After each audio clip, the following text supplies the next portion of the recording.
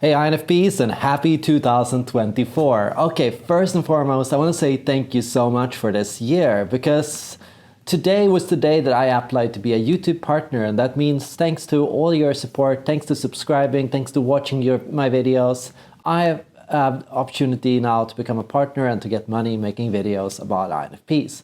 What are some things that you can do to be an epic, awesome INFP in 2024? Well, if you're anything like me, 2023 wasn't really about being myself. 2023 was about working through some of the struggles and challenges that I'd been working on in life. And so, as an ENFJ, I found myself working a lot on introverted thinking. I studied programming, I learned React more, I learned to get better with Java and Apex, and I had to focus a lot on more logical pursuits, right? So a lot of the focus was on my individual skills. I took chess courses, I actually studied a lot about logic and critical thinking. I thought a lot about how to project manage better, how to organize my workflows, how to be more efficient, how to budget better. And all in all, these were necessary things, and sometimes in life you have to work on weaknesses and stuff like that, but overall, on the whole, it should not overshadow you being you. And the truth is, the focus on being yourself is probably the most important goal that you can have, because you are the most successful when you allow yourself to be yourself 100%, right? So what are things you can do to be more awesome as an INFP in 2024? And how can you focus on improving on your existing skill sets, getting even better at being an INFP than you ever were before? Well, there are many things that you could do. But the general gist of it is work on your strengths, not on your weaknesses. So if you feel like you had a rough 2023, you need some energy, some confidence, some self-esteem, some motivation, some energy and excitement in life, right? Start trying to think about how you can take up your empathy a notch. Think about how you can find more calm. Think about how you can find more sense of flow, and how you can find a stronger, deeper motivation and conviction in the things that you do.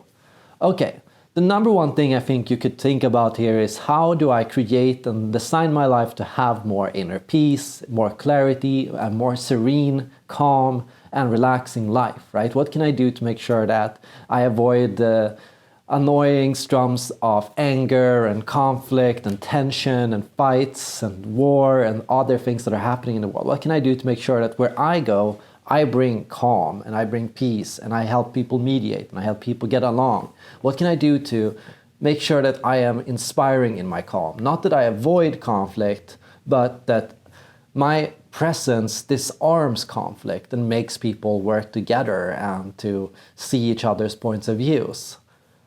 Well, trying to find the calm is a lot of the time about trying to take time for yourself. The more time you can have for journaling, for reflecting, for contemplation, the more easy it will be for you to break free of frustration and annoyance and anger that you might feel towards the outer world, towards friends, family, and other people in your life that you feel, at some point did something wrong, right? It's so easy to get stuck in like a negative bubble of complaining and struggling and feeling upset about things, and it can really disrupt that natural INFP calm and serenity that you might want to strive for. So finding ways to forgive yourself, forgive other people, to be peaceful, to be okay, to be accepting of what is one key thing that you might want to do to be even cooler as an INFP. Number two, I would say, has to do with learning to improve and increase your imagination. Here it's about learning to dream a little bit bigger and a little bit more vividly, right? So screwing up, increasing the intensity of your imagination, like learning to pay more attention to it. And there are many ways you can improve your imagination. Most of it has to do with fostering, cultivating openness and optimism. For openness, what you want to do is you want to train yourself to be open and interested and curious about sometimes contradictory beliefs and ideas. Now, even if you disagree with something somebody says, you still have to learn to be curious. Why did they say that? Why did they feel that way? Why did they talk about that? Even if you feel like you strongly disagree with something, you still have to learn to be curious. Why did they come to think that? What made them feel that way? What brought them there, right? Because there is something you can learn from every single person, from every single idea. And if you can learn to push and challenge and put ideas against each other so you can learn to achieve a bigger sense of the picture. You will be a person that's wise, a person that's understanding, a person that sees all sides of the picture. And that's a core strength of an INFP.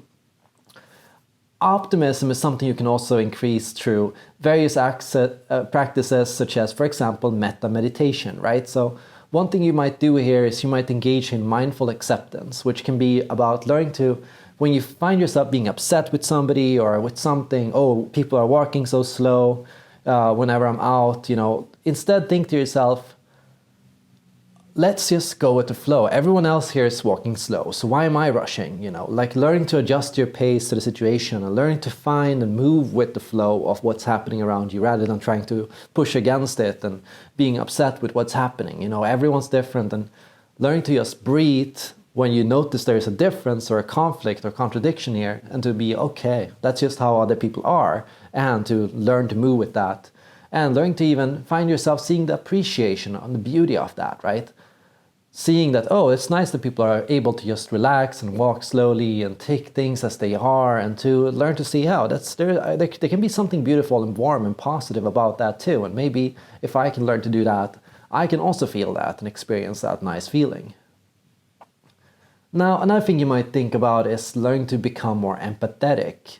Now, to be more empathetic, the two things I would consider here are faith, trust, and finally commitment. Right? So when I talk about faith, I mean trust. I mean in the sense of like being able to fully commit to something and to believe in something and to have a cause or have something that you care about and something that you find to be important, to believe in other people, to trust yourself in what you can do, and to not give in to disillusionment or negative feelings, oh, it will never happen, it's going to be impossible, it won't work, I can't do it. Instead, trying to find faith, trying to just believe, I can do it, I can get there, I can work hard, I can make it happen, I can bring it to work.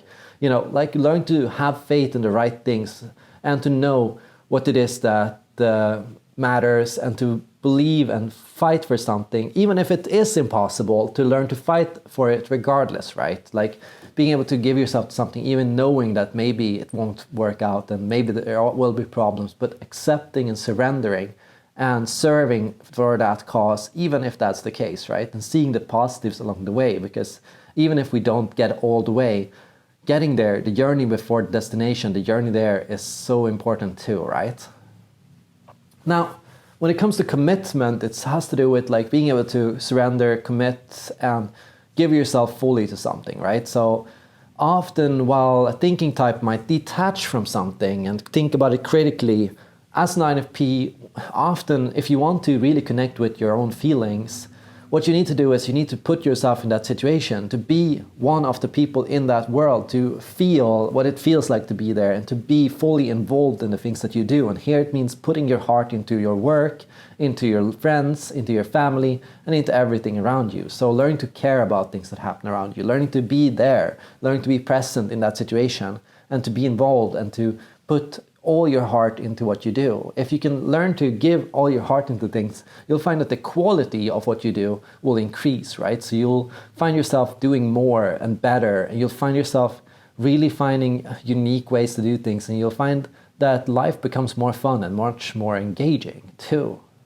Finally, we can talk about learning to be more agile, right? So what I mean with agility, it's about learning to flow with the world and what's happening around you. Here, there are two things you can do. First, you can learn to be more modest and more humble. Now, modesty and humility is a really important character trait. It allows you to collaborate better with others. It helps you become a better listener. It helps you notice things around you more. It helps you learn from others' examples, to be inspired by other people. And it helps you know when to follow and when to lead, right? So sometimes when you're too busy trying to control everything that's happening around you, to take charge of everything, to be the person that drives everything, you miss how many inspiring and interesting ideas that exist around you. And a person that's modest, able to ask for help, able to listen to other people, able to be vulnerable, such a person is going to find and create more fulfilling relationships. It's going to be a better team player, it's going to be a better coworker, and it's going to be a better friend, right? People love feeling listened to, love feeling supported, love feeling that they can be important. And so if you can ask for help, you can put yourself in a position where you get other people a chance to feel useful and valuable in your life. And that's not a bad thing. Finally, we can talk about something such as play. Now, with play, what we can talk about is just being able to see life as a fun dance, right? Learning to be adaptable rather than fixed or controlling, right? Instead of insisting on a specific course and being serious all the time and constantly looking at life as a battle and something difficult and arduous that takes hard work, just being able to turn it into something fun, regardless if you're cooking dinner or regardless if you're doing exercise or if you are at work, just being able to sing or dance or create a rhythm to things or to be able to create a game out of things or be able to laugh or make fun or take things lightly. It can help you enjoy things so much more, and play is one natural trait of an INFP. It's one thing that just makes INFPs much more free-spirited, much more open, and much more flexible in their approach to things. Now, the truth is, a lot of the time we can set goals for ourselves. You can say, oh, I want to be these things. I want to have these traits. I want to do these things. But the question is, where do these things come from? Where do you get inspiration? How do you stay motivated? Because maybe you do this for a week, and maybe after a week you feel like burnt out and drained and disillusioned, and you feel like, oh, I tried, yeah, it didn't work out, it didn't really get me anywhere, it just made me feel bad at the end and tired, right? So here what you might want to think about is like, how can I find inspiring sources of energy to keep myself energized and revitalized, right? And for example, you might here get some INFP role models. Actually spending time, befriending other INFPs, listening to famous INFPs, reading books by famous INFPs, and on a daily basis, just being able to sit down, listen to an interview or a podcast from an INFP, or to listen to somebody close to an INFP. It doesn't have to be an INFP, it can be an ENFP, maybe an INFJ or something similar, right?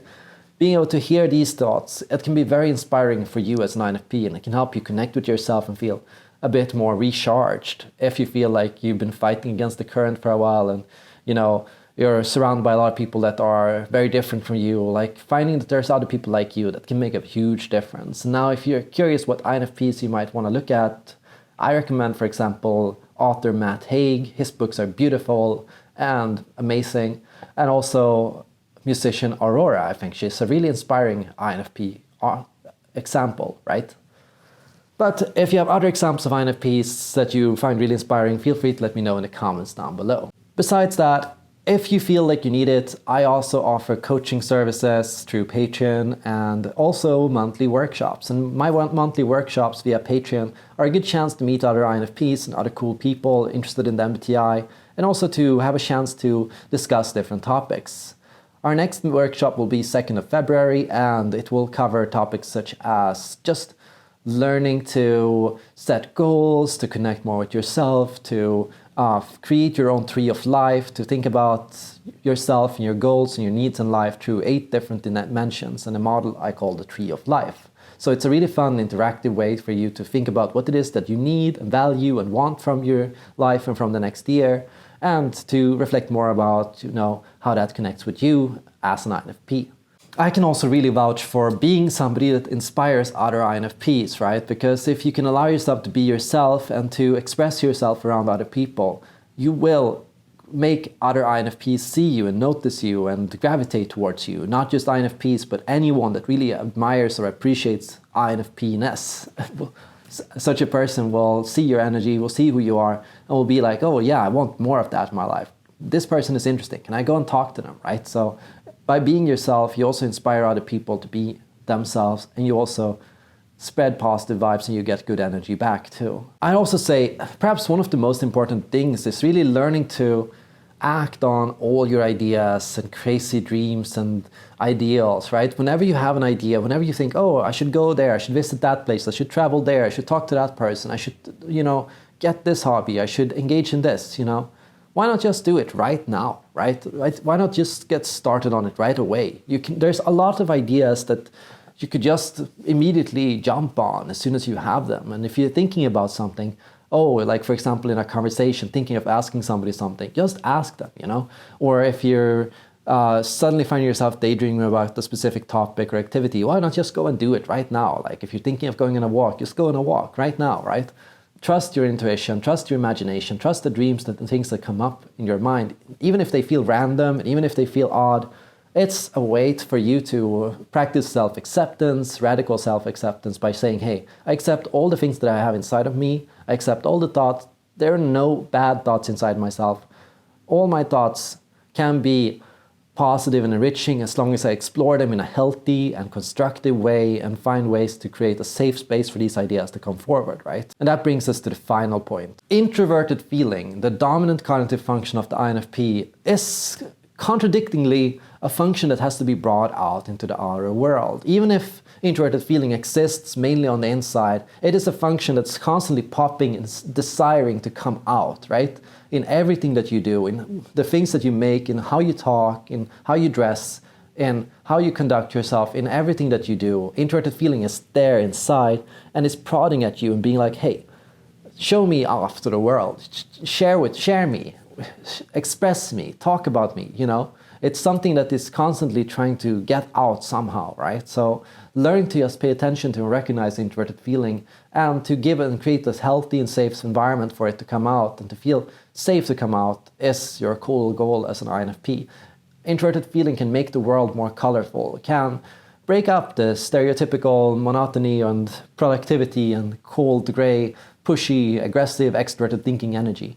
It can give color to life, to give meaning to everything that you do, can make everything and every relationship and every activity more fun and more positive for you as an INFP. So just find good and healthy ways to bring it out in a safe and healthy way with other people that you trust. And yeah, just do your best.